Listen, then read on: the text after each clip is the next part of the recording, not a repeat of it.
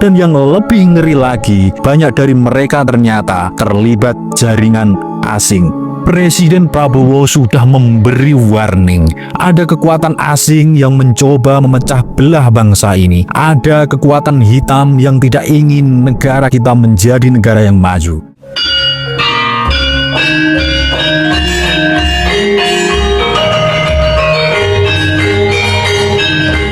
Assalamualaikum warahmatullahi wabarakatuh. Salam waras-waras wae. Merinding, Prabowo menabuh genderang perang, koruptor kelas kakap ditangkap. Meja kekuasaan yang dulu jadi tempat pesta uang rakyat disapu bersih. Dan lebih gila lagi, undang-undang perampasan aset akan segera disahkan.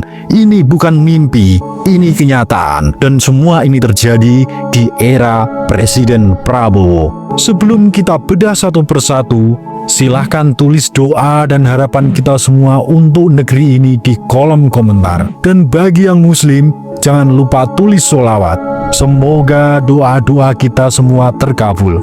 Benar-benar bikin merinding. Satu persatu wajah rakus sekarang diciduk. Dan dibalik semua ini, ada satu ramalan sufi besar dari Siprus, Syekh Nazim Al-Hakani. Beliau pernah berkata, Indonesia akan menjadi pusat Islam yang membawa kedamaian. Bangsa itu lembut dan Allah akan menampakkan cahayanya dari sana. Apakah ini awal kebangkitan itu? Apakah ini pertanda bahwa Indonesia akhirnya bangkit? Kita teringat kata-kata Gus Dur, zaman Orde Lama, korupsi di bawah meja.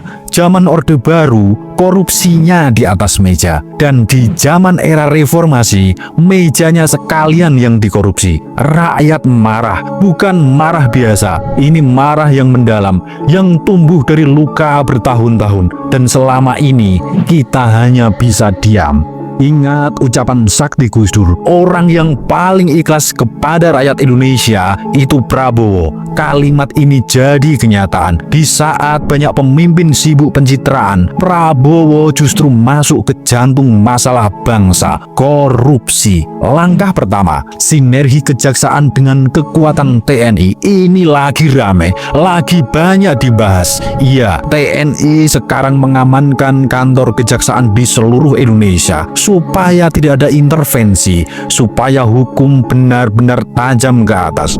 Dan ini benar-benar bikin merinding. Satu persatu elit lama ditangkap. Nama-nama yang dulu disebut raja proyek, dewa anggaran, semua sekarang cuma menjadi narapidana. Kartel pangan, mafia proyek, bahkan cukong energi satu persatu dibongkar. Dan yang lebih ngeri lagi, banyak dari mereka ternyata terlibat jaringan asing. Presiden Prabowo sudah memberi warning. Ada kekuatan asing yang mencoba memecah belah bangsa ini. Ada kekuatan hitam yang tidak ingin negara kita menjadi negara yang maju. Dan benar, sekarang satu persatu LSM dan media yang disinyalir dibiayai asing mulai terungkap. Ada media yang selama ini getol menyerang pemerintah, ternyata dananya dari luar negeri. Dan rakyat harus tahu ini. Yang dulu maling uang rakyat sekarang nggak cuma di penjara, asetnya diambil. Undang-undang perampasan aset bikin jantung para koruptor copot. Rumah mewah, mobil, jet pribadi, rekening luar negeri semuanya disita. Negara balas dendam bukan dengan dendam, tapi dengan keadilan. Transformasi lahan tidur jadi lahan subur, rawa, tanah tandus, sekarang jadi sawah produktif. Presiden targetkan swasembada pangan 2025. Indonesia tidak cuma makan dari keringat petani kita sendiri, tapi juga ekspor ke Asia dan Timur Tengah. Baru-baru ini Indonesia teken kemitraan strategis dengan Thailand, hubungan makin erat dengan Australia, dan yang paling bikin geger, Indonesia resmi gabung BRICS. Kerjasama dengan Cina, Rusia, India, Brasil, dominasi dolar Amerika mulai digoyang. Donald Trump kalang kabut. Dengan dukungan negara-negara BRICS dan kekuatan spiritual dari dalam, Indonesia mulai dianggap pemimpin baru dunia muslim. Syekh Nazim benar, cahaya Islam akan muncul dari Indonesia. Bangsa lembut ini mulai mengajarkan dunia soal toleransi, kedamaian, dan keadilan. Tapi tentu tidak semua diam. Kelompok lama, LSM bayaran, media asing mulai menggoyang. Narasi otoriter, militeristik, bahkan fasis mulai digaungkan. Perang ideologi terjadi, tapi sekarang rakyat sudah cerdas. Mereka tahu ini hanya permainan belaka. Yang muncul bukan lagi ketakutan, tapi semangat. Generasi baru cinta TNI, cinta tanah air, dan anti-anti asing. Mereka tidak silau dengan propaganda barat. Indonesia Raya bangkit jadi semboyan. Sebuah era baru dimulai. Sementara itu, pemindahan pusat kekuasaan ke IKN bukan cuma proyek. Ini simbol Jakarta yang lama terlalu dikendalikan elit bisnis politik lama. IKN jadi titik nol, jadi lambang kelahiran peradaban baru. Di tanah Kalimantan, sejarah baru mulai ditulis. Dengan BRICS, Indonesia lepas dari ketergantungan Amerika. Kita bangun sistem AI sendiri, sistem cloud sendiri, sistem pembayaran digital berbasis rupiah. Petani bisa pakai drone, nelayan bisa pakai satelit. Semua terhubung, semua efisien. Dan partai politik yang tidak bersih tamat. Dengan bantuan dana resmi dari negara, partai tidak bisa lagi pakai uang gelap. Kader muda mulai bermunculan, nasionalis, bersih, cinta budaya.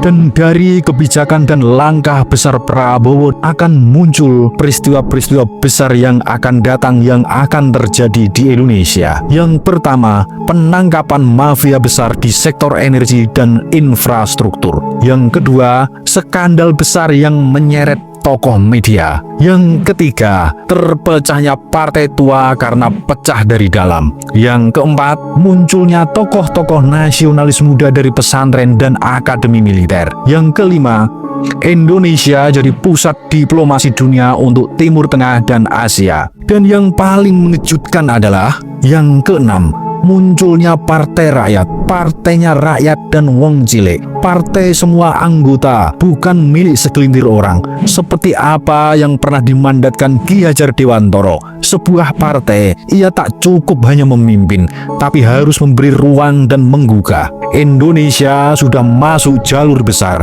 jalan yang tidak bisa lagi mundur. Langkah besar ini sudah dimulai, tapi masih panjang. Dan kita semua adalah bagian dari sejarah ini. Mau kita sebagai penonton atau ikut bangkit. Bangkitnya Indonesia bukan karena satu orang, tapi karena doa para ulama, keringat para petani, dan air mata rakyat kecil yang selama ini dindolimi. Ramalan Syekh Nazim benar-benar menjadi kenyataan. Indonesia bukan cuma negara besar. Indonesia adalah negeri cahaya. Dan kini cahaya itu mulai menyala terang benderang. Suradira Jaya ningrat lebur dening pangastuti. Wassalamualaikum warahmatullahi wabarakatuh.